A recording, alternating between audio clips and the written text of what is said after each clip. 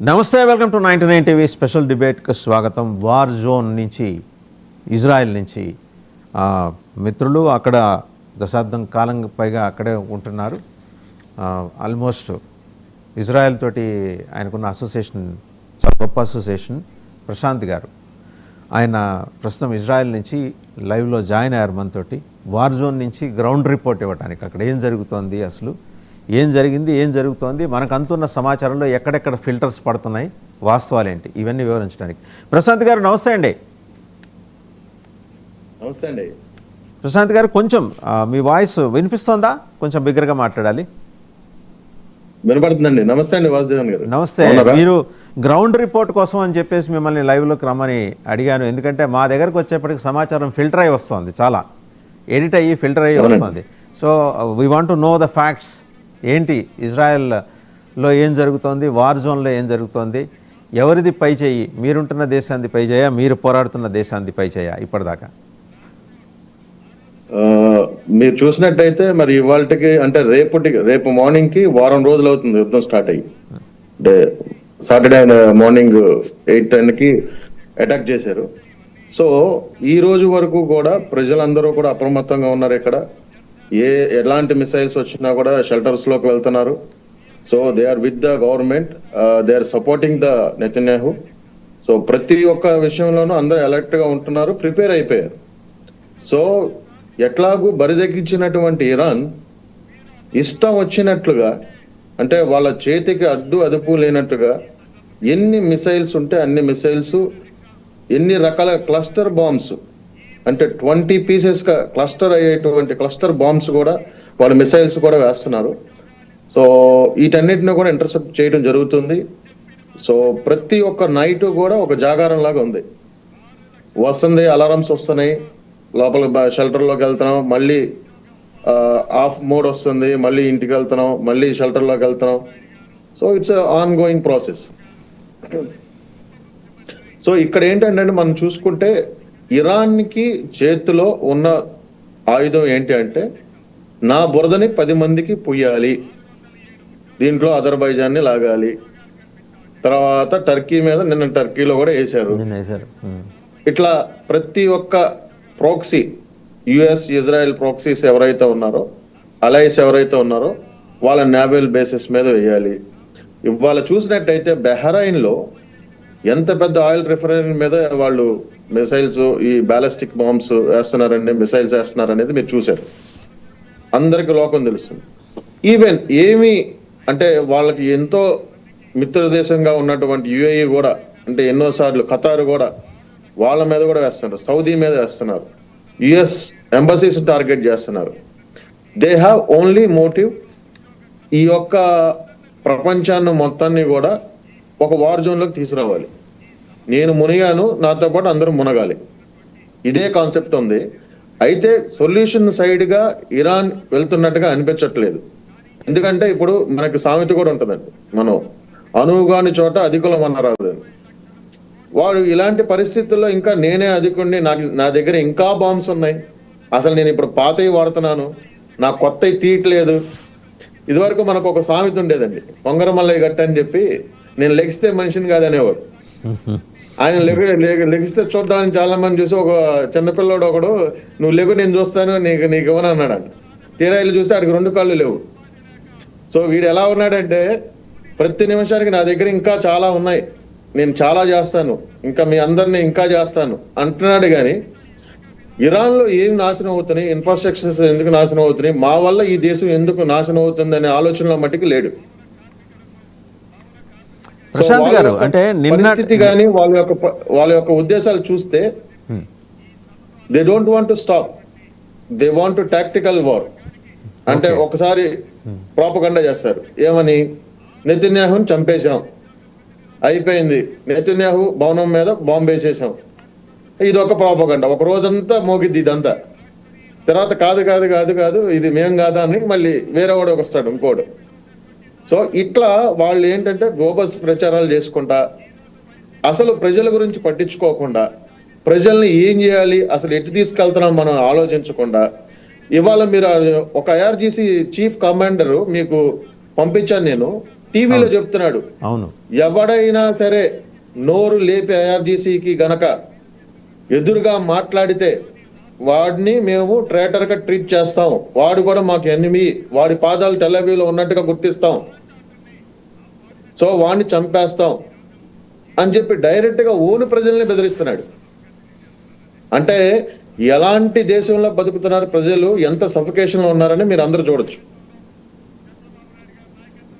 Right. అయితే ప్రశాంత్ గారు, మీరు తాజాగా ఈ అంశాలు మీరు ప్రస్తావన తీసుకొచ్చారు. అండ్ ఇజ్రాయెల్ కూడా ఈసారి ఎక్కువ సఫర్ అయినట్టుంది, ఎందుకంటే ఇరాన్ దాడులు చాలా తీవ్రతరం చేసింది కదా. వాళ్ళ దాడుల్ని ఇజ్రాయెల్ ప్రతిఘటించలేకపోతుందా, లేకపోతే వ్యూహాత్మకంగా వెనకడుగు వేసిందా? దేని గురించి అండి?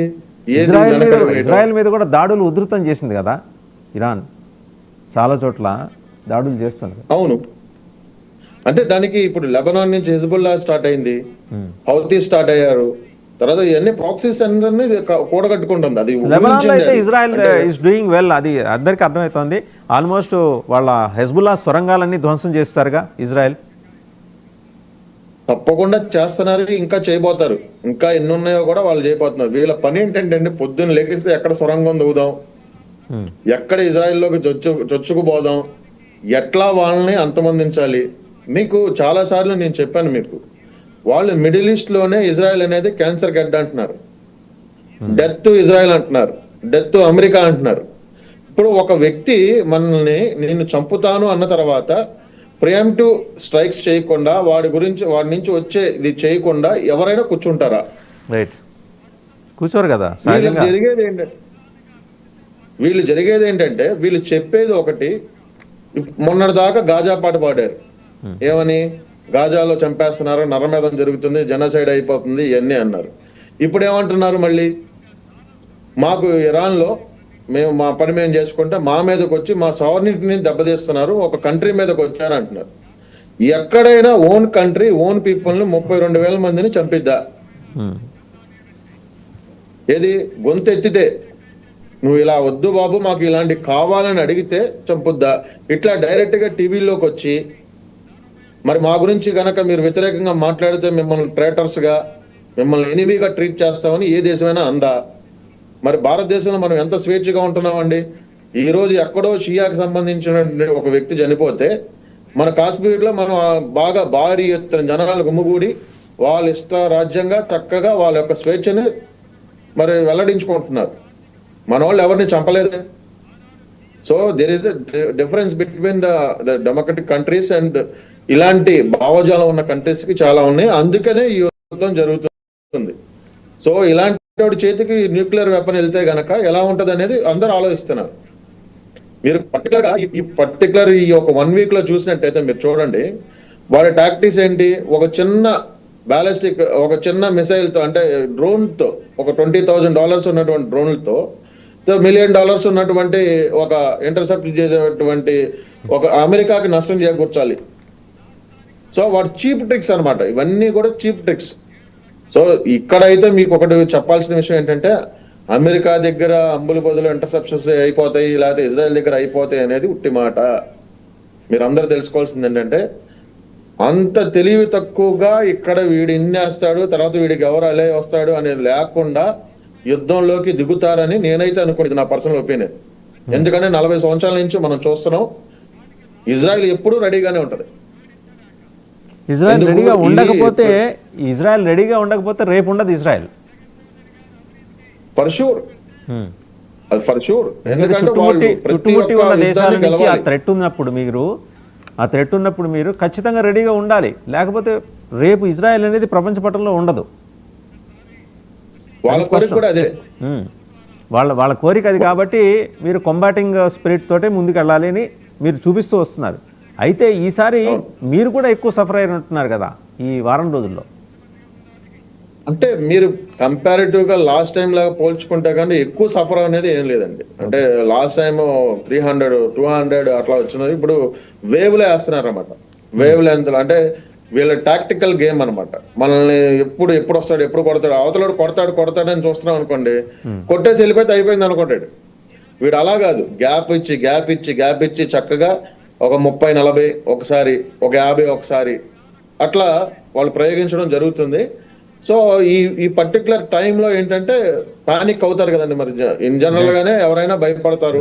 కానీ ఇక్కడ ప్రజల్లో అదర్వైజ్ సాధారణ జనజీవనం ఎలా ఉందండి అక్కడ? మీ వ్యాపారాలు, ఉద్యోగాలు అవన్నీ నడుస్తూనే ఉన్నాయి కదా, ఇబ్బంది లేకుండా? సాధారణంగా నడుస్తున్నాయి. అన్ని సూపర్ మార్కెట్స్ ఓపెనే ఉన్నాయి, పెట్రోల్ బంక్స్ ఓపెనే ఉన్నాయి. సో ఎవరెవరు కావాల్సిన వాళ్ళు అన్నెసరీగా కాకుండా నిజంగా నీడ్ ఉన్న వాళ్ళు వెళ్ళి వాళ్ళ పని వాళ్ళు చేసుకొని వస్తున్నారు. The banks are open.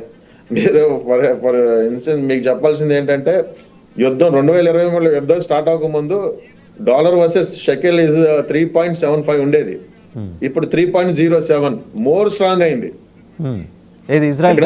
ఇప్పుడు మీరు స్టాక్ ఎక్స్చేంజ్ చూస్తుంటే ఎప్పుడు లాభాల్లోనే క్లోజ్ అవుతున్నాయి. So there is no change. ఇంకా ఇజ్రాయెల్ అనేది ఈ రోజు ఇంకా స్ట్రాంగ్ అయింది, కానీ ఇంకా తగ్గల, వీక్ అవ్వలేదు ఎక్కడ కూడా. మీరు అదే ఇరాన్ లో చూసినట్టయితే ఒక కప్పు కాఫీకి 15 లక్షలు తీసుకెళ్ళాడు. అలా ఇది డివాల్యూ అయిపోయింది కదా కంప్లీట్గా అది ఇరాన్లో కనుక చూస్తే. అది అయితే ఒకటి ప్రశాంత్ గారు, ఇప్పుడు ఇరాన్ మీ మీద అంటే మీరు ఫస్ట్ దాడి చేశారు అంటే ఈసారి సరే, ఇరాన్ కూడా కౌంటర్ అటాక్స్ చేస్తూ వస్తుంది. ఇప్పుడు రెజీమ్ చేంజ్కి సంబంధించి ఇజ్రాయెల్ కూడా చాలా తీక్షణంగా ఎదురు చూస్తున్నట్టుంది. బట్ వాళ్ళ రెజీమ్ని వాళ్ళు చేంజ్ చేసుకుంటారు కదా, అంటే మధ్యలో మీ ఇంటర్వెన్షన్ అని ఉంటుందా? ఎందుకంటే ఇది అడగాల్సి వస్తుంది. Khamenei security guard, personal security guard కూడా మీ ఏజెంటు లేకపోతే సిఏ ఏజెంటు, ఆయన ఇచ్చిన సమాచారంతో మొత్తానికి ఈ ఆపరేషన్ని చాలా జాగ్రత్తగా క్యారీ అవుట్ చేశారు. ఇది ఓవర్ నైట్ ఏం కాదు, దాదాపు 2 ఏళ్ళుగా ఇది చాలా కేర్ఫుల్గా, అంటే మొస్సాద్ ఇంటెలిజెన్స్ గురించి ప్రపంచవ్యాప్తంగా చాలా గొప్పగా చెప్తారు. ఈసారి చాలా అద్భుతంగా పనిచేశారు టాప్ లీడర్ని ఎలిమినేట్ చేసే విషయంలో. ఇంకా మొస్సాద్ ప్రజెన్స్ టెహరాన్లో ఉందా? ఖచ్చితంగా, లేకపోతే ఇవన్నీ ఎలా జరుగుతుంది? ప్రియంటివ్గా సివిలియన్స్ మీద వాళ్ళలాగా విచక్షణ రహితంగా వేయట్లేదు కదా బాంబులు, టార్గెట్ చేసి చేస్తున్నారు. అవన్నీ కూడా మీరు ఓపెన్ సీక్రెట్, దీంట్లో ఎవరిని అడగాల్సిన అవసరం ఏం లేదు. బట్ వన్స్ ద కంట్రీ, ఇప్పుడు నన్ను చంపుతానని ఎవడైనా బహిరంగంగా అంటే నేను ఎన్ని రకాలుగా ప్రికాషన్స్ తీసుకోవాలో అన్ని రకాలుగా తీసుకుంటాను. సో అంతేగాని ఇప్పుడు ఇజ్రాయెల్ అనేది మీరు ఒకటి గుర్తుపెట్టుకోవాలండి, సింపుల్ గా అంటే ఒక చిన్న మాటలు చెప్పాలంటే 480 కిలోమీటర్ల పొడవు, 110 కిలోమీటర్ల వెడల్పు. ఈ చిన్నది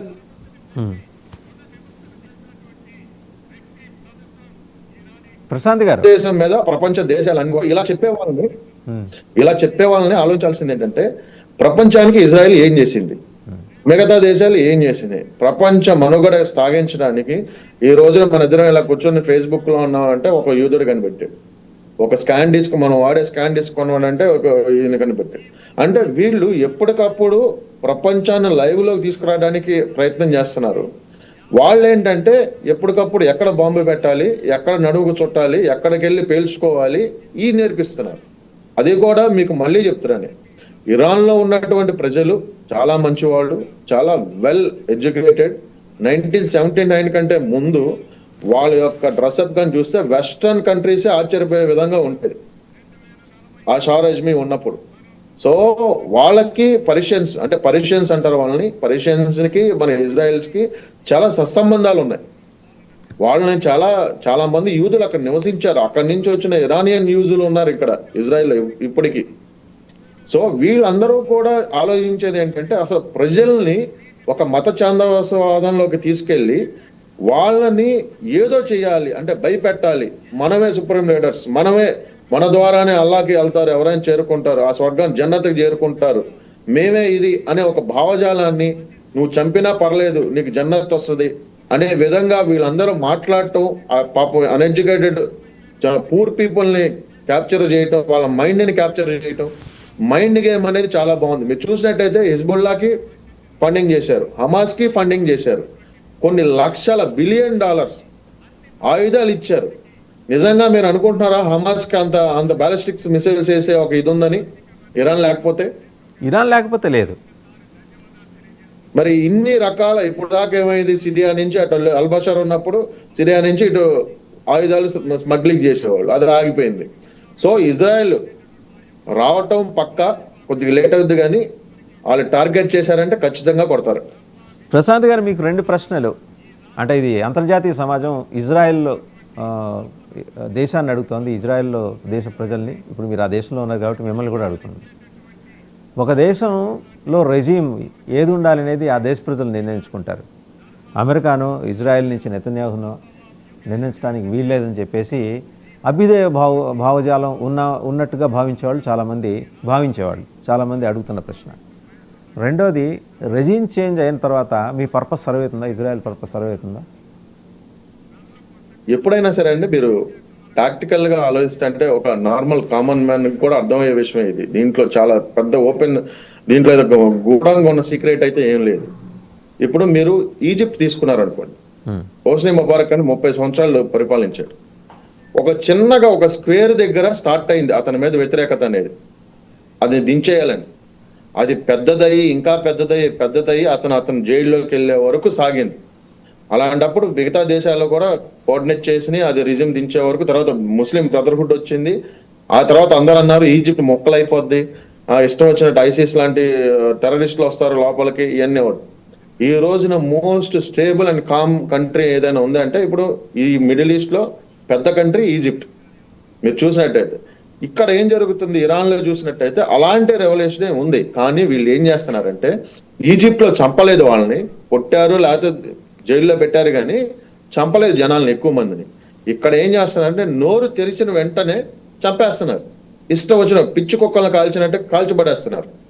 సో దానికోసం అని ఇరాన్ ప్రజలు అంటే ఇజ్రాయెల్ ఇవాళ మీరు చూసినట్టయితే ఇరాన్ లో చాలా మంది బీబీ జూన్ అని చెప్పి అరుస్తున్నారు. అంటే నెతన్యాహుని బీబీ అంటారు అనమాట. బీబీ నువ్వే మా హీరోవి, మమ్మల్ని కాపాడు అని ట్రంప్ కి లేఖలు రాసుకుంటున్నారు, నెతన్యాహు గారికి లేఖలు రాసుకుంటున్నారు. ఇన్ని జరిగేటప్పుడు వాళ్ళకి సపోర్ట్ ఇవ్వడంలో తప్పే ఉందండి. ఇప్పుడు నేను సఫికేషన్ ఉన్నా, నేను చచ్చిపోతున్నానని మీకే ఎవరైనా అడిగారండి, మీకు చేతనైనంతలో మీ దగ్గరలో ఉన్న వాళ్ళకి చేస్తారు. సో ఈ విధంగా ఇజ్రాయెల్ హెల్పే చేస్తుంది, కానీ సర్వైవ్ అవడం, దీని ఆయిల్ లేకపోతే క్రూడ్ ఆయిల్ లేకపోతే ఇంకోటి అసలు ఆ పర్టికులర్ యాంగిల్లో ఈ టైంలో చూడకూడదు. దీన్ని ఏమైంది తర్వాత రిజిమ్ ఏమైందని. ఈ రోజున ఎలా అయితే సిసి పరిపాలన ఈజిప్ట్ ఎలా అయితే ఉందో, రేపొద్దున మేబీ ఇరాన్ ఇజ్రాయెల్ కలిసి ఏదైనా జాయింట్ వర్క్ చేయొచ్చు హ్యాపీగా. They together, they were like that, and now also they can be like that.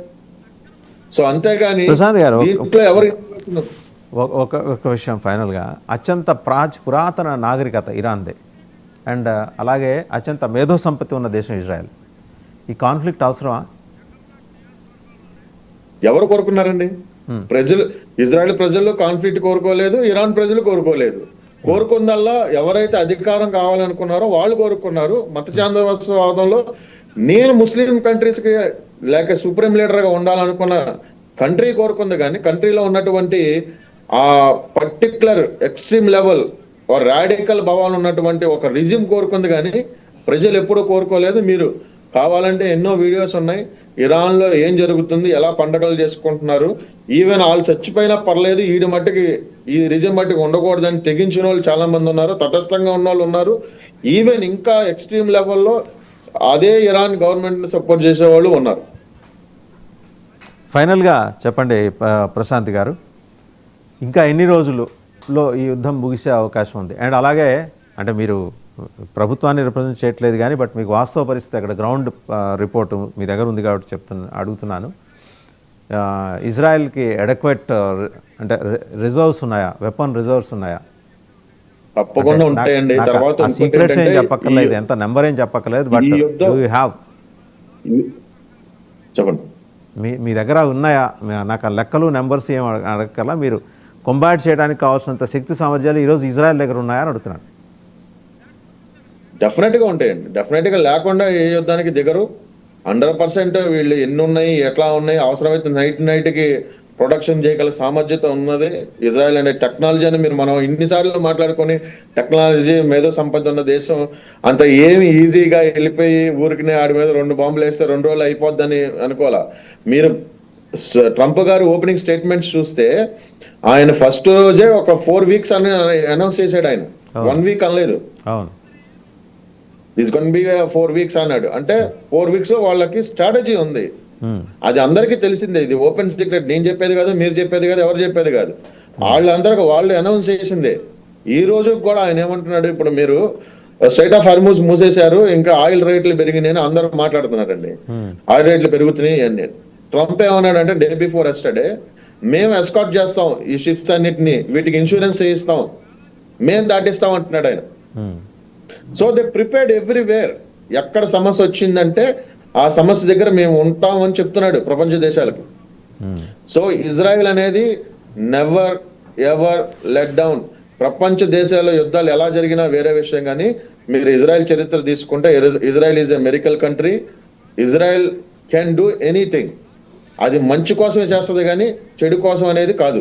ఇక్కడ భారతదేశంలో ఉన్న కొన్ని రాజకీయ పార్టీలకి ఉన్న అప్రహెన్షన్ లేకపోతే అనుమానం నమ్మకం ఏంటంటే, మన ప్రధానమంత్రి మోదీ గారు అక్కడికి వెళ్ళి వచ్చిన మరుసటి రోజే యుద్ధం మొదలైంది. మోదీ గారితో దీనికి సంబంధించి ఇజ్రాయెల్ ప్రధాని నెతన్యాహు డిస్కస్ చేశారు, భారతదేశం సపోర్ట్ అడిగారు. సో ఆ మేరకు మోదీ గారు సమ్మతించారు. సో అమాయకమైన ఇరాన్ దేశం మీద ఇజ్రాయెల్ దూకుడు గెలుతోంది అని చెప్పేసి కొన్ని రాజకీయ పక్షాలు, ప్రత్యేకించి లోక్సభలో ప్రతిపక్ష నాయకుడు నాడు మాకు రాహుల్ గాంధీ గారని, వారు కూడా ఇదేం ప్రశ్నలో ఉన్నారు. మంచి ప్రశ్న వేశారండి. జనరల్ గా ఇప్పుడు మనకి ఇరాన్కి మనకున్నటువంటి సంబంధ బాంధవ్యాలు, వాళ్ళకి మనకున్న వ్యాపారాలు అంటే క్యాలిక్యులేటెడ్ ఎకనామిక్ గా మనం చూసినట్టయితే అది ఇజ్రాయెల్కి మనకున్నటువంటి సంబంధ బాంధవ్యాలు, మనకి ఇజ్రాయెల్ ఎలా సపోర్ట్ చేసింది ఎన్ని గడ్డు పరిస్థితుల్లో, తర్వాత అలాగే మనకి ఇరాన్ ఎన్నిసార్లు సపోర్ట్ చేసింది. నిన్నగాక మన ఆపరేషన్ సింధూర్లో కూడా వాడు ఇరాన్ మనకి వ్యతిరేకంగానే గలం ఎత్తాడు. సో అమాయకమైనటువంటి మాట అన్నారు చూసారా, అమాయకం కాదండి, అది అయోమయంగా జనాలని పెట్టడం అనమాట. అది ఆ స్టేట్మెంట్ తో అయోమయంలో పెట్టడం, అమాయకత్వం కాదు అది. అమాయకం అనేది కాదు అసలు. ఇరాన్ అమాయకంగా ఉన్నటువంటి కంట్రీ అనేది కాదు. అట్లా ఉంటే నేను ప్రతి ఒక్కరి మీద, ఈవెన్ టాక్స్ జరిగేటప్పుడు యుఎస్ ని బెదిరించింది, బులీ చేశారు వాళ్ళు. ఏమని, మా దగ్గర 11 న్యూక్లియర్ బాంబులు సరిపడా టెస్ట్ చేసే అంత మా దగ్గర యురేనియం ఉంది, సారీ, మీరు గనక మా మీద దాడి చేస్తే మేము వీటన్నిటిని ఉపయోగిస్తాం అంది. సో ఇక్కడ మనం చూడాల్సిన విషయం ఏంటంటే, ఎవరి యొక్క ప్రయోజనాల కోసమో ప్రధానమంత్రి గారు ఇక్కడికి రాలేదు. మన దేశం ముఖ్యం, మనకు ప్రాస్పరిటీ ఏమవుతుందో అది ముఖ్యం. వాళ్ళతోనే ప్రయాణం చేస్తారు కానీ ఎవరు పడితే వాళ్ళు వచ్చి ఆ ఇరాను అమాయక దేశం లేకపోతే ఇరాక్ అమాయక దేశం అంటే కుదరదు. అది స్ట్రాటజీ ఉంటది ఖచ్చితంగా. మనకి భారతదేశంలో మన క్రిస్పీనెసే అది. మనం ఏదైనా మాట్లాడుకోవచ్చు, ఏదైనా చెప్పొచ్చు, అంటే వాక్ స్వాతంత్రం అంతా మన రాజ్యాంగం ఇచ్చిన గొప్ప అవకాశం అది. సో వాళ్ళు ఎలా అయినా మాట్లాడారు. మీరు అన్నట్టు ఒక కపుల్ ఆఫ్ వీక్స్లో దీనికి తరపడే అవకాశం ఉందని మీరు భావిస్తున్నారా? ఫైనల్గా చెప్పండి, మనకు సమయం కూడా పూర్తిగా వస్తుంది. ఇప్పుడు ఒకటేనండి, మీకు దీన్ని ఎండ్ చేయాలంటే రిజిమ్ వాళ్ళే ఒక సొల్యూషన్ కి రావాలి. ఏమని, మేము ఇంత ఫైట్ చేయలేకపోతున్నాం కాబట్టి ఇరాన్ ని పాడు చేయకుండా ఉండాలనే ఒక బుద్ధి దేవుడు వాళ్ళ మస్తిష్కంలో పెట్టాలి. పెట్టినప్పుడు మాత్రమే ఇది ఒకటి వస్తుంది. అదర్వైజ్ ఇప్పుడున్నటువంటి మన సినారియోలో ట్రంప్ గారు వెరీ స్ట్రాంగ్ గా ఉన్నారు, నెతన్యాహు గారు వెరీ స్ట్రాంగ్ గా ఉన్నారు, ఇక్కడ ప్రజలు వెరీ స్ట్రాంగ్ గా ఉన్నారు. మీరు ఎన్ని రోజులైనా వన్స్ ఫర్ ఆల్ దీన్ని ఫినిష్ చేయండి అనే విధంగానే ఉంది ఇప్పుడున్నటువంటి ప్రజెంట్ సిచ్యువేషన్. అయితే వాళ్ళంతా కూడా ఇరాన్ కోర్టులోనే ఉంది. Thank you very much and stay safe. యుద్ధం త్వరగా ముగియాలి, అందరూ బాగుండాలి. Thank you very much Prashant గారు.